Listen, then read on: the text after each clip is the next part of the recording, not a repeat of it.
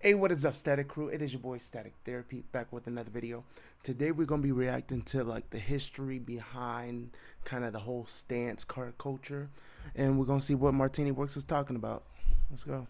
Having a good-looking show car is not a sin in 2025, but the history of stance cars is not hidden in expo centers. It's found through the quiet middle fingers to the government in the hills of Nihonmatsu, the Straits of the Autobahn, and the streets of Whittier Boulevard. Welcome to Martini Works, where we want you to build your car for you. And today, we're talking about the history of stance car culture. Stuff you may know, and then getting into the nitty-gritty, dirty side of things so that you can be educated on why people go through so much pain slamming their cars. Now, a lot of people have different ideas on where the stance car culture actually started. Clean. Some, they'll say Japan. And it does make sense on the surface. In Japan, one of the toughest things you can do with a modified car is get it cleared by the government, which is to drive on public roads. And this process is called shaken, and it's done every 2 or 3 years. Now, things like vehicle alignment and headlight projection inspection and a pit test to check the underside of your car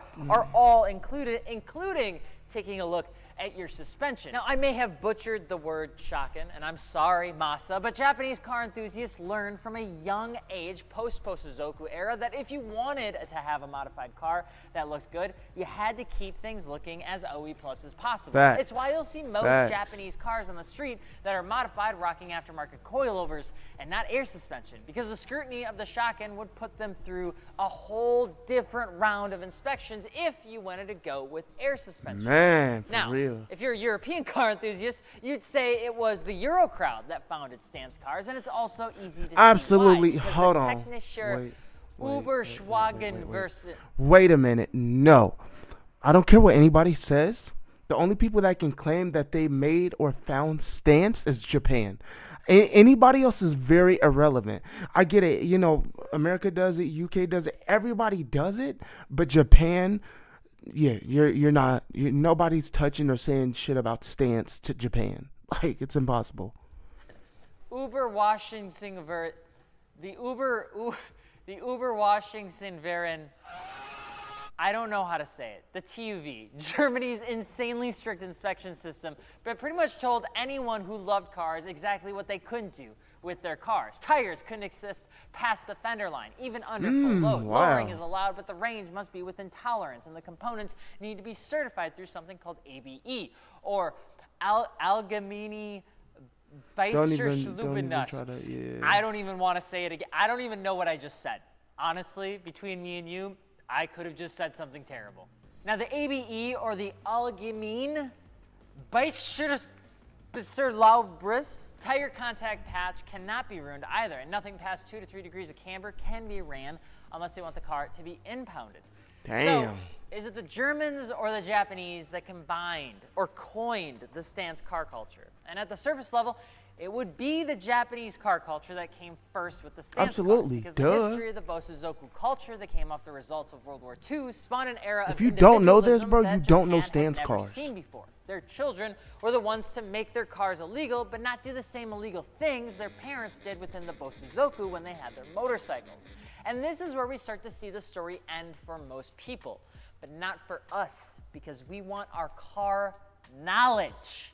Give me a book and some Lamborghinis. Okay, you see, in America, we love doing things individually. It's what makes us who we are, right, wrong, or indifferent. We don't want to be told what to do. We don't like having collective opinions on just about anything. And I would argue that we actually do not have a unified opinion on just about anything. You could look up, the blue sky could be just looking at you. It's a beautiful day, and somebody would argue with you that it's not actually blue. But there is no greater culture for individualism than America. And I would still argue that that's still true to this day. As the global awareness of enthusiasts grew in America, though, it's easy to see that stance culture was here, but in a different way than Germany and Japan. And I would argue that it's even a little bit older than the Bosozoku started in the 50s. Really? The Chicano car culture of California was representing an era of stance for almost 80 years now. And the lowrider culture was interesting because where generational Americans were buying hot rods like the Ford Model T, Mexican Americans were using their money and mechanical experience from World War II focused on modifying their cars to be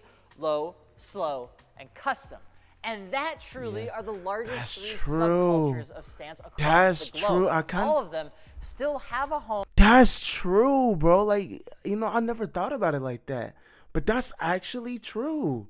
Holy crap, that's crazy. And modifying your car for you in today's day and age, which hopefully you're doing on MartiniWorks.com, because honestly, we can't afford to survive off ad revenue. Now, the Japanese car culture excels in the fitment of static setups, wheels and tires fitting into a stock body or wide body build with 18-inch wheels with just enough mods to stand out. And the European car culture took it a step further to the next level to making everything look OEM plus and borderline perfect, especially when you talk about fender fitment.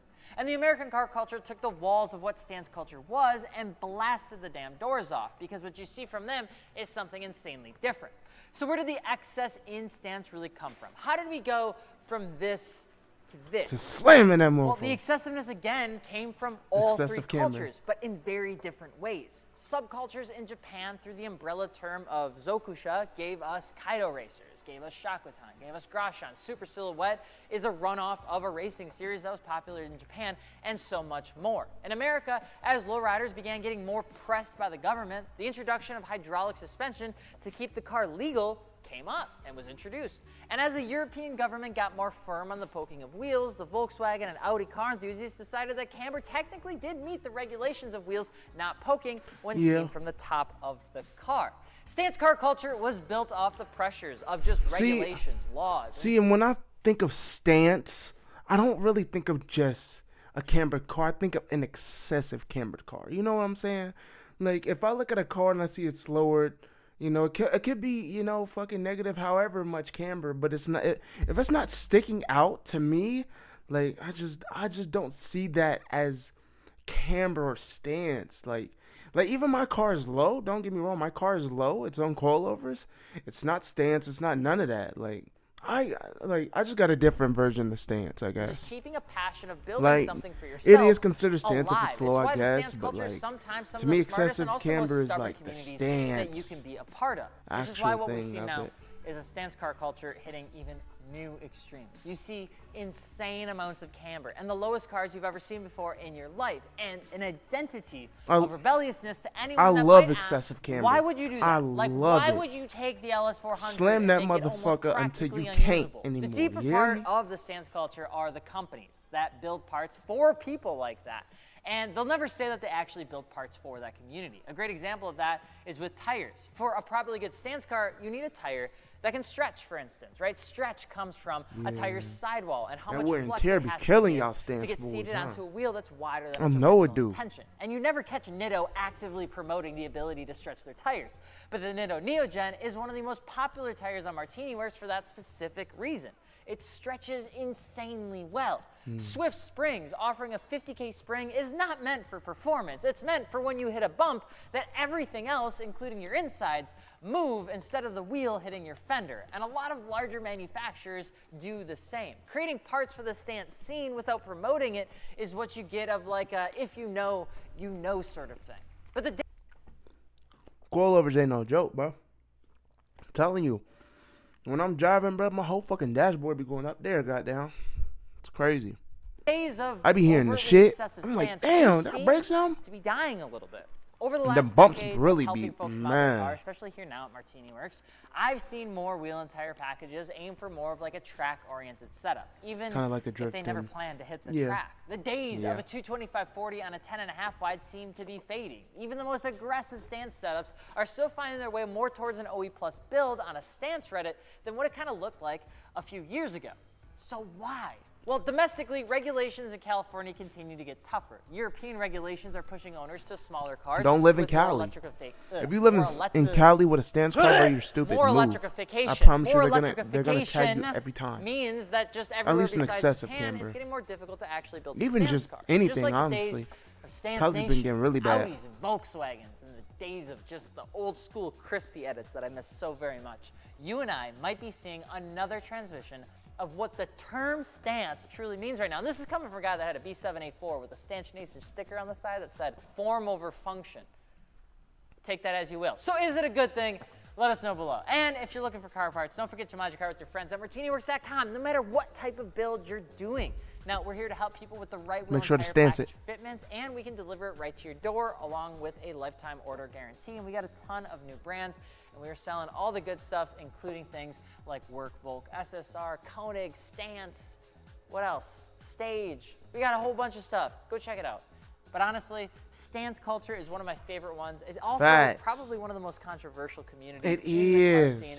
But I think they still have a home no matter which way they take shape. So I hope you... Like, I will never understand the hate on stance car culture, bro. Because it's like, how do you hate that? Like, I think a lot of people... I guess they do hate it. I feel like a lot of people choose more of horsepower and, you know, speed over just actually having a car look crazy good, or it just be like a lot of people don't understand the feeling of just having a stance car. Like, me specifically, I love hitting the bumps. Like, cause the stance, I know I'm in a stance car. Like, when I hit a bump, bro, with my dashboard flying, like, I'm not saying that like it's good for the car, but like I fuck with it. Like, you're telling me if you're a stance guy, you never just sit in your seat and just fucking bounce, pause. But like, actually though, like you know what the fuck I'm talking about when you just driving, you just like, you literally just fucking doing that shit in your seat, just fucking moving, like, you know what I'm saying?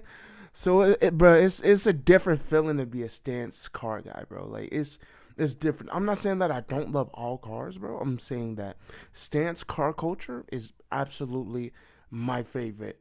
Like, hands down, my favorite. I just don't see... I could never see the hate behind it. I would never put my... I'm not going to say that. I was going to say I would never put my car on airbags, but... Or air suspension, whatever. But... I don't know. If I'm going to a stance car show, no. Fuck no. I'm not putting my shit on no goddamn air suspension.